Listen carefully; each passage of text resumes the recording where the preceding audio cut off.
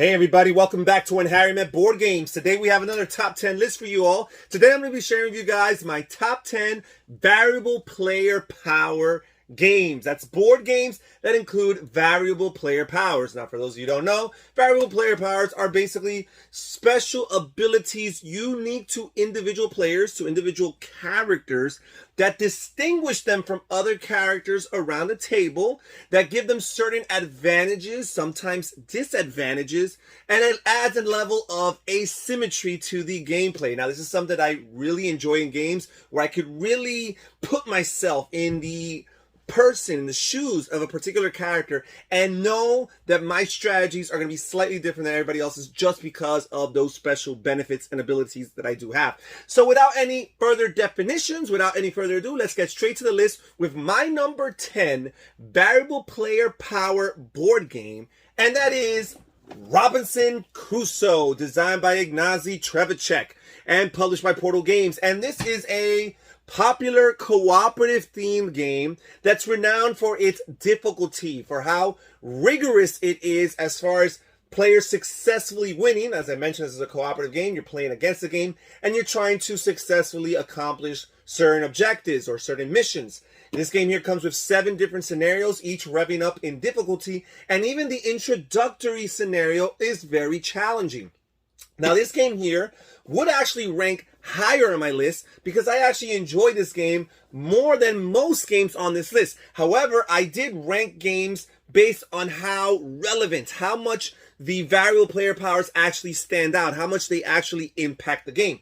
And this game here only comes with 4 characters, which is just enough to play because the game only plays 1 to 4 players anyways, but there's not that much variety as far as the characters are concerned. However, the characters do make a difference. They give you certain advantages over other players. In this case, in a cooperative game, they help you contribute to your team in a way different than everybody else. There are characters that help you with the exploration aspect of this game and discovering new land. There's other characters that help you with the scavenging for food. Other characters that help you with building different constructions, different buildings and inventions.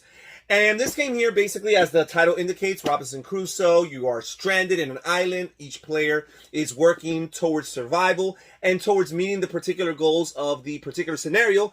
All the while, they're also trying to scavenge for food so that they could feed themselves and build structures to prevent the elements. There's a weather element in this game, a weather phase, and prevent the elements from hurting you. You're also hunting animals for food and for their fur, but as you attack them, sometimes you'll suffer casualties and your characters will sustain damage, and if you lose all your health, you're eliminated and the players will lose the game. Very fun, very thematic, very immersive, mechanically speaking, very satisfying, and great with the variable player powers. However, I wish there were more. My number 10 variable player power game, Robinson Crusoe. Now we move on to my number 9 game with variable player powers, and that is Shadows over Camelot. And this is yet another cooperative game, this time with a King Arthur theme, where players take on the role of King Arthur and his Knights of the Round Table, and they're basically fending off a siege of Camelot itself, and also partaking in a bunch of different quests, sometimes with particular artifacts that they're trying to recover, whether that be the Holy Grail or Sir Lancelot's armor or the Excalibur sword. All of these things contribute towards the success of the heroes or the cooperative players here. And basically, when they succeed in these different quests and these different objectives, they're going to place white swords onto the table, the round table here.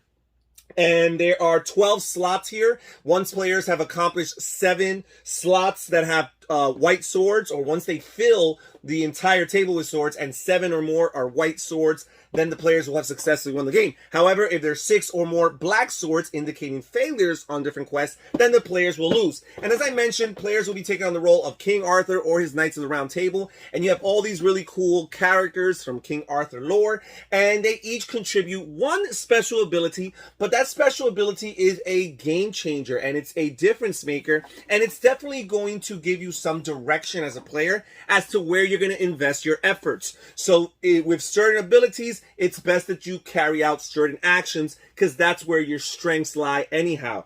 So I really enjoy this game. This game does have the potential for a traitor, a secret traitor. So one player may be against the other group of players, which throws a monkey wrench into your best laid plans and adds another level of difficulty to this game that's already difficult even if there isn't a traitor. My number 9 variable player power game, Shadows over Camelot. And now we move on to my number 8 variable player power game, and that is Teenage Mutant Ninja Turtles Shadows of the Past by IDW. This is a game designed by Kevin Wilson, and this is a dungeon crawl style game with the TNMT intellectual property. And I'm a huge fan of Teenage Mutant Ninja Turtles, and this game here also comes with 2 standalone expansions. They have the Change is Constant and Cityfall expansions that add additional heroes, characters, villains, bad guys, minions for players to play with and come up with different scenarios. This is a scenario-based game. The game comes with, I think it's 8 different scenarios, and the scenarios are presented comic book style, which is something I really appreciate as a fan of the intellectual property from many years ago. Now, this game here is a one versus all dungeon crawl, where one player takes on the role of Shredder or the evil forces, and the other players take on the role of the Ninja Turtles. And no matter how many players are playing, you're always going to control, the good guys are always going to control all 4 heroes. All 4 turtles will be in the game. And this game is asymmetric because, first of all, not all the turtles even have the same amount of dice. Not all the turtles have the same amount of dice in their possession. Not only that, but each turtle is getting, has a hand of special power cards. And at the beginning of each game, you're going to choose 1 or 2 of these special power cards that are going to give you special abilities throughout the course of the game. And the 1 or 2 is all dependent on the skill level of the turtle. All the different turtles don't even have the same skill level. For example, Leonardo is the most skilled of all the turtles, so he'll be able to pick more of these special power cards than his fellow brothers here.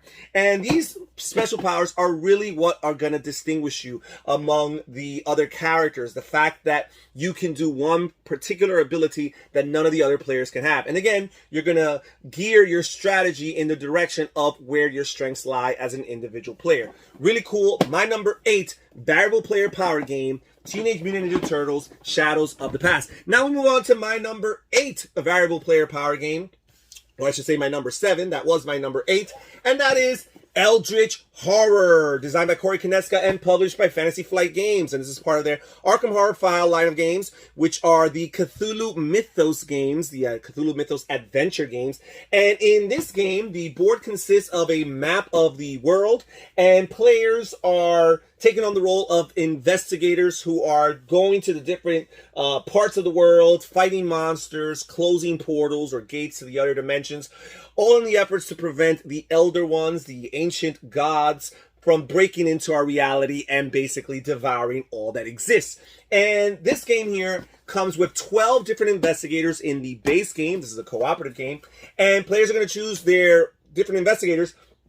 And the investigators are very different from one another. First of all, they're going to vary as far as stats are concerned. This is one of those games where each of your characters has different attribute scores. In this case, you have your influence, you have your lore, you have your strength, you have your willpower, and you have your observation. Those are the 5 different stats that the players have. And each investigator is going to have a different configuration, a different combination of those different stats. However, on top of that, each investigator is going to have 1 or 2 unique abilities, special actions that they can trigger that no other investigator can. Also, each player is going to have a specific starting item list. So each player is going to start with different items. Some players might start with clues, others may not. Some might start with weapons, others might start with spells. Different cards and different items that each investigator will start with that make him or her unique from all the other investigators in the game.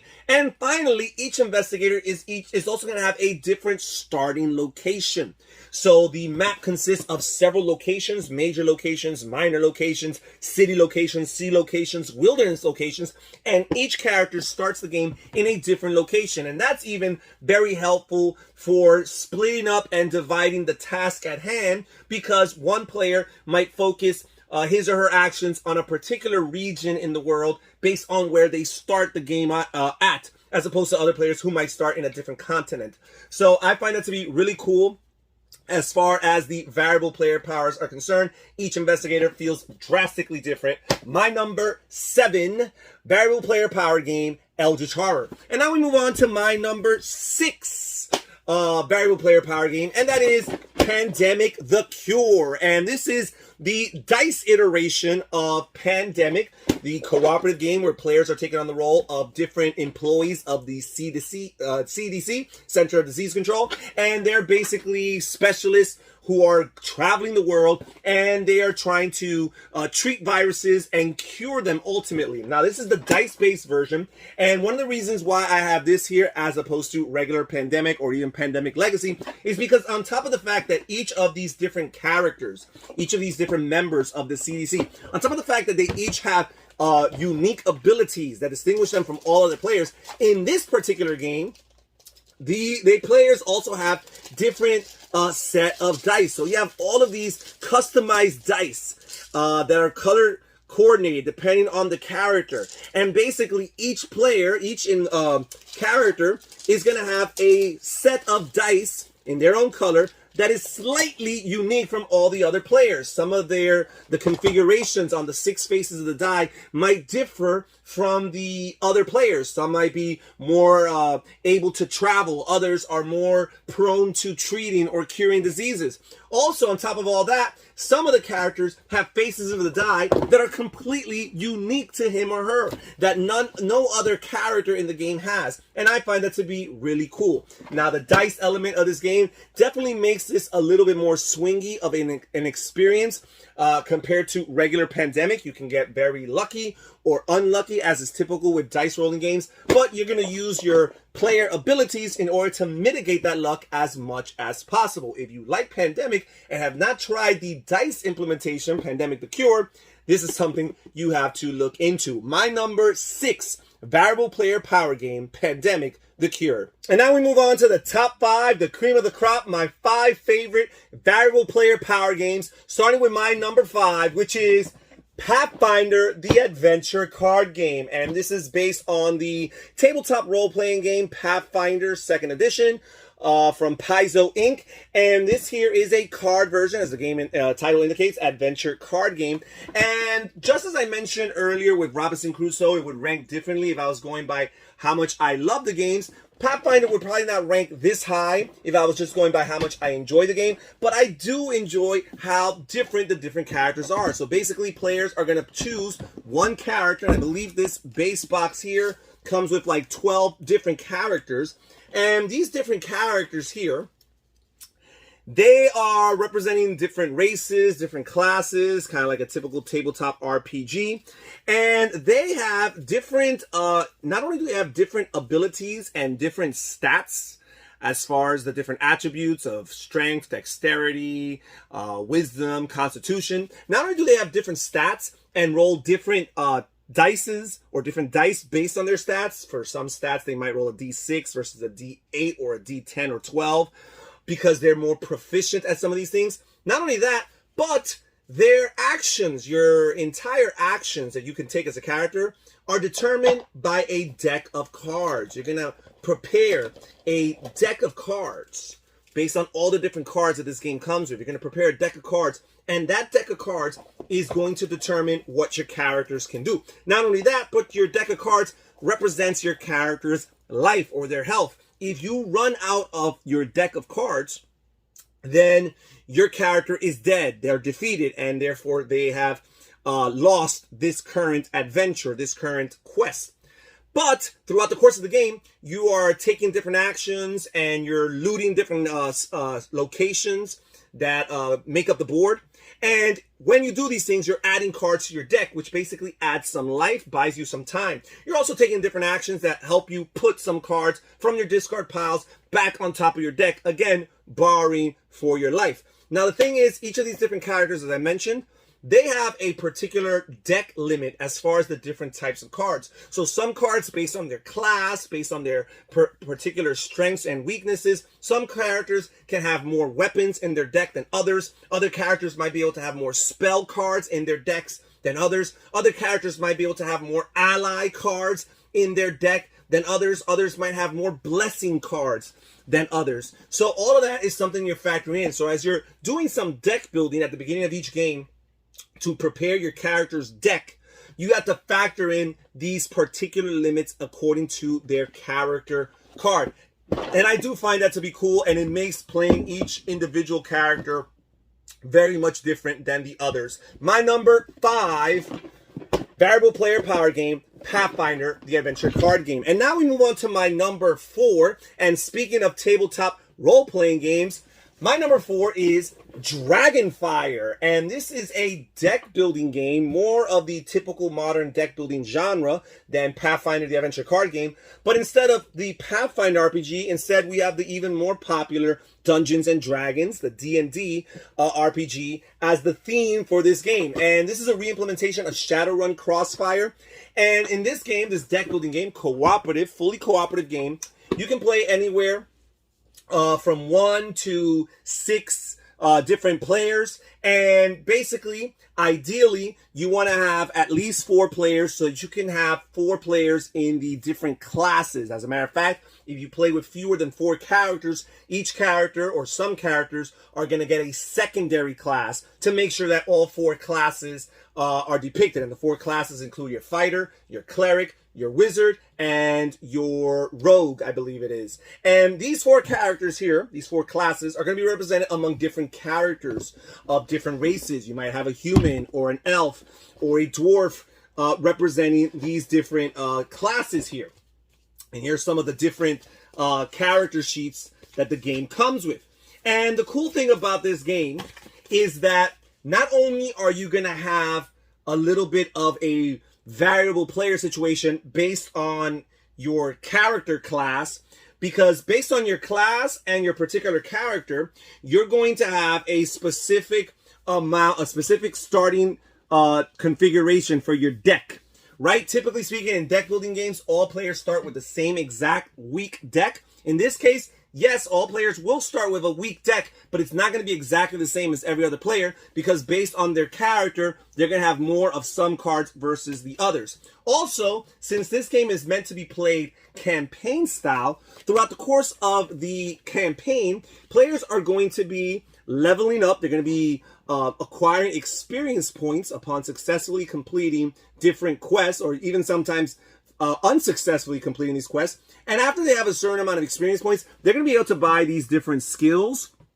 these different abilities, and they're these little stickers that you could place in these different slots here on these character cards. And the game comes with lots of different stickers with varying prices as far as experience points. So for some of these more valuable abilities, you're going to have to wait longer in order to be able to pay for them with the experience points. But the cool thing is, as the game is played more and more, and these characters are played more and more, the game evolves, and the characters evolve, and the variable player power discrepancy begins to grow, because now all of a sudden, not only do you each have different starting decks, but also your abilities are going to vary from player to player, from character to character, as you gain these stickers and place them on your character sheet. So I find that to be really cool. My number 4 variable player power game, Dragonfire. And now we move on to my number 2, or my number 3. And my number 3 is Batman Gotham City Chronicles. And this is another dungeon crawl style game, another one versus all dungeon crawl style game. And there's actually 2 boxes to this. I left the other one up where it was. And this is the villains box. This has all of the miniatures for all of the villains that are in the game. And man, are they tons of villains, as you could tell here by the cover. And this is a one versus all dungeon crawl style game, as I mentioned with Teenage Mutant Ninja Turtles. Except unlike TMNT, there can only be 3 characters as far as the good guys are concerned. So it's 1 versus 3. And basically, what makes this game such a good example of this variable player power is that each player is going to control a different hero. And there are lots of different heroes in this game. There's multiple versions of Batman. You've got Robin and Nightwing and Batgirl and Catwoman. You got Commissioner Gordon. You have all of these different characters. And not only do they have different abilities as far as like their health and how much action points they have, because action points is kind of like a currency you're using this game in order to trigger your actions, but also they have a particular set of skills. So this game here actually comes with tons of different skills. As a matter of fact, you got to go through the back of the rule book here and kind of familiarize yourself with all of these different skills. And because when you see the character sheet, they actually don't explain what the skill does. They just give you a logo or an icon here. And you got to go back to the manual here and kind of remind yourself what that particular icon has. And what's interesting is, as I mentioned, there's tons of different skills. I think there's over 20 of them. And each character is going to have 3, 4, 5 of these skills. But they're going to have a different combination of these 20 skills than some of the other characters around the table. So no two characters are going to have the same exact combination of skills. So some players might have fight-oriented skills that other players don't. Other players might have defense-oriented skills that others don't. Some might have jumping or leaping abilities, evading abilities. Some of them might have weapon abilities that other characters may or may not have. Some of them are going to have cognitive abilities, the abilities to deduce, the abilities to research and to utilize technology to their advantage. All of these characters are going to be different because of the combination of those different skills. So they might not be the only player that has one given skill, but that exact combination of 3, 4, or 5 different skills is going to distinguish them from all the other players in the game. I find that to be really cool. My number 3 variable player power game, Batman Gotham City Chronicles. And now we move on to my number 2. And my number 2 is Small World. And again, I must give the caveat that this game would not rank so high if I was strictly ranking on how much I like this. Small World very rarely makes it onto my list, and when it does, it's not very high. It is a good game and a brilliant design. I'm not trying to deny that. But this is a fantasy-themed area control game where players are taking on the role of these fantastical races, and they're trying to control this small world. And one of the coolest things about this game is that the board adapts to the size. There's 2 double-sided boards representing 4 different maps depending on the player count, so that no matter what the player count, the board will feel tight and constricted, and players will have no choice but to compete with each other for control of this area. Very attack-oriented, very attack-heavy. Now, the cool thing about this game, as far as this particular list, is that this game comes with tons of different fantasy races, and each of these races gives you a unique ability. On top of all that, you have this separate group of tiles that are referred to as your power tiles. And they are a separate ability in and of themselves.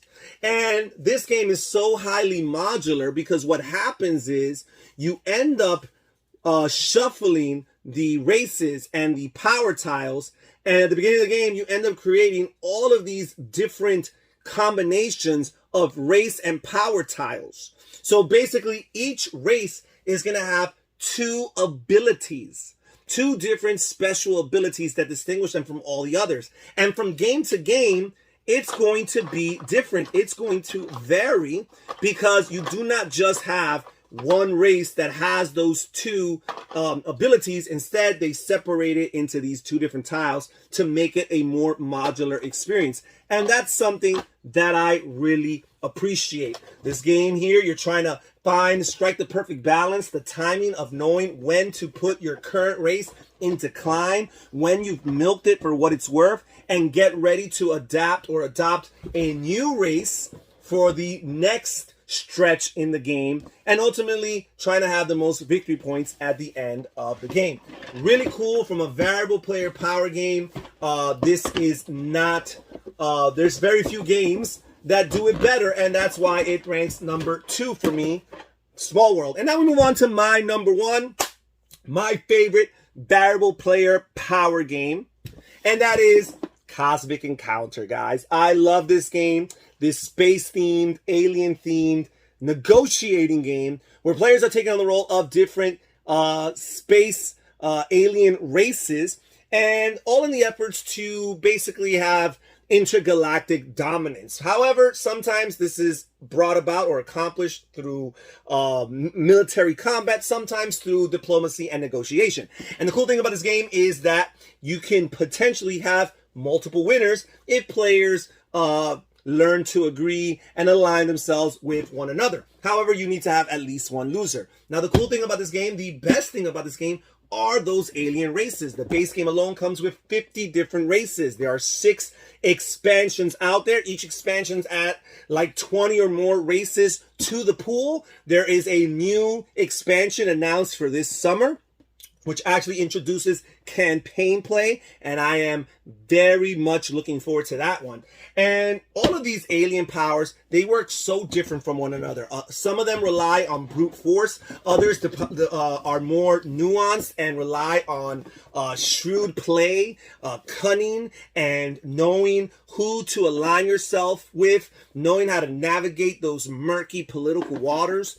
I find that is such a fun experience, getting the character that was given to you at the beginning of the game and figuring out your strategy based on that particular ability and based on any potential weaknesses that character might actually have, because there are some characters that, while having some drastically obvious advantages, also have some weaknesses that players have to account for. Really cool, really fun from a variability perspective. This game, the combination of different aliens you can have around the table at one given time and how they play off of one another, how they react and respond to one another, the combination, the permutations are limitless. My number 1 variable player power game, Cosmic Encounter. And that's it for today's list, folks. Thank you so much for joining us here at When Harry Met Board Games. Please comment down below and tell me what's your favorite game with variable player powers. I'm interested in reading what you guys have to say. This is Harry saying take care, everybody. Stay safe, stay healthy, and have fun gaming. Bye-bye.